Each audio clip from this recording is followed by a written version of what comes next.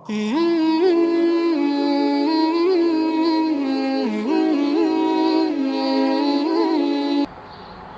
اللہ الرحمن الرحیم نحمدہ و نصلی علی رسول الکریم۔ میرے محترم بھائیوں بہنوں دوستوں، ایمان کی دولت بہت بڑی دولت ہے۔ اس کا اندازہ ہمیں قیامت کے دن ہوگا کہ ایمان کی جو دولت اور نعمت اللہ جل شانہ نے ہمیں عطا فرمائی ہے، یہ کتنی بڑی دولت ہے۔ ایک صحابی رسول حضور صلی اللہ علیہ وسلم کے پاس تشریف لے آئے اور عرض کیا کہ اے اللہ کے رسول صلی اللہ علیہ وسلم، جب میں نے ایمان نہیں لایا تھا تو ایک دن میں اپنے گلی محلوں میں گھوم پھر رہا تھا تو ایک گھر سے میں نے لڑائی کی آواز سنی، تو میں نے ذرا توجہ دی تو میاں بیوی آپس میں لڑ رہے تھے۔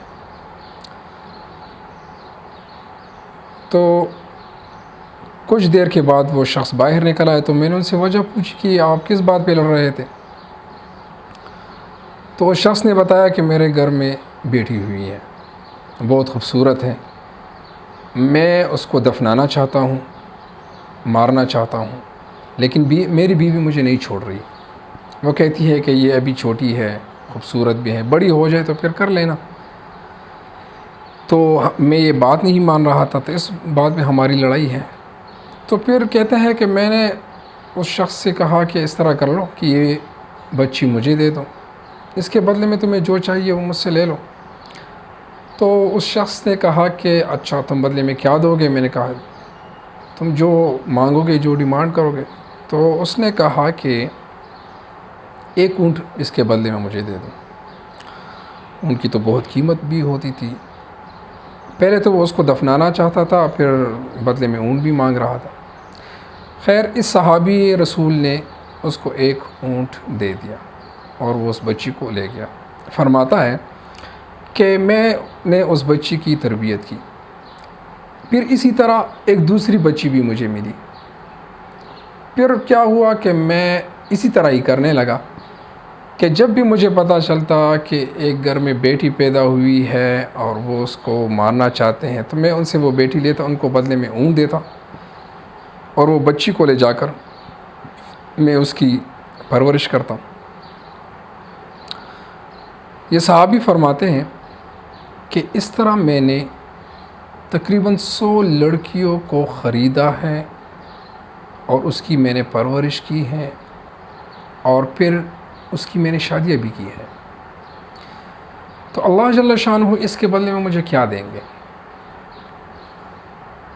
تو آپ صلی اللہ علیہ وسلم نے فرمایا، جس کا مفہوم ہے کہ ایمان کی یہ دولت اللہ جل شانہ نے جو تمہیں نصیب فرمائی ہے، یہ اسی کا بدلہ ہے۔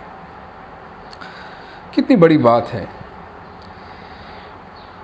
ہم نے ایسا کچھ بھی نہیں کیا، نہ ہم نے اتنی بڑی قربانی دی ہے، نہ اتنی بڑی محنت کی ہے۔ ماں کے گود میں ہمیں یہ کلمہ نصیب ہوا ہے، تو ہمیں اس کا شکر ادا کرنا چاہیے۔ فرماتے ہیں کہ قیامت کے دن جتنے بھی کافر ہیں یہ تو سب ایمان لے آئیں گے قیامت کے دن، کیونکہ اپنی آنکھوں سے سب کچھ دیکھ لیں گے، اللہ بھی دیکھ لیں گے، جنت جہنم بھی دیکھ لیں گے، روز محشر بھی دیکھ لیں گے۔ پھر وہ کہیں گے کہ یا اللہ ہمیں دوبارہ بھیج، ہم آپ پہ ایمان لے آئیں گے، لیکن اللہ فرماتے کہ یہ ایسے نہیں کریں گے۔ ایمان کی دولت کا پتہ اس وقت چل جائے گا کہ ایک ادنا سے ادنا مسلمان ہمیشہ کے لیے جنت میں داخل ہو جائے گا، اور ایسے کفار جو خود کو کچھ سمجھتے ہیں، عقل مند سمجھتے ہیں، جس نے دنیا پہ حکومت کی ہے، کر رہے ہیں، کریں گے، لیکن اپنے اللہ کو نہیں پہچانا، ایمان کی دولت ان کو نصیب نہیں ہوئی۔ پہلے تو قیامت کے دن ایسا ہو نہیں سکتا اگر وہ ساری دنیا کو سونے چاندی سے بھر لے، زمین کے وزن کے مطابق اور اللہ کو رشوت میں پیش کر کے یا اللہ یہ لے لے لیکن ہمیں جہنم میں نہ بھیج. پہلے تو وہ ایسا کر نہیں سکتے، لیکن کر بھی لے تو تب بھی ان کی یہ رشوت، یہ سفارش، یہ قبول نہیں ہوگی. اللہ جل شانہ کا ہمارے اوپر بہت بڑا احسان ہے کہ ہم مسلمان ہیں اور حضرت محمد صلی اللہ علیہ وسلم کی امتی ہے.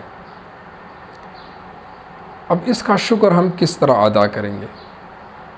ہر ایک نعمت کا شکر ادا کرنا یہ ضروری بھی ہے، اور ہر ایک شکر کا نعمت کا شکر ادا کرنے کا اپنا ایک طریقہ بھی ہے. صرف زبان سے یہ بولنا یہ کافی نہیں ہے. ایمان کی نعمت کا شکر، اللہ کے احکامات اور حضرت محمد صلی اللہ علیہ وسلم کے سنت کے طریقے پہ عمل کرنا، یہ اس نعمت کا شکر ہے. اللہ کرے کہ ہم سب اس کے ماننے والے ہو جائیں، اللہ کے احکامات کو اور حضور صلی اللہ علیہ وسلم کے طریقے اپنی زندگی میں لے آئے تاکہ اس اتنی بڑی نعمت کا شکر ہم ادا کر سکیں. اللہ ہمیں عمل کرنے کی توفیق عطا فرمائے. السلام علیکم ورحمۃ اللہ.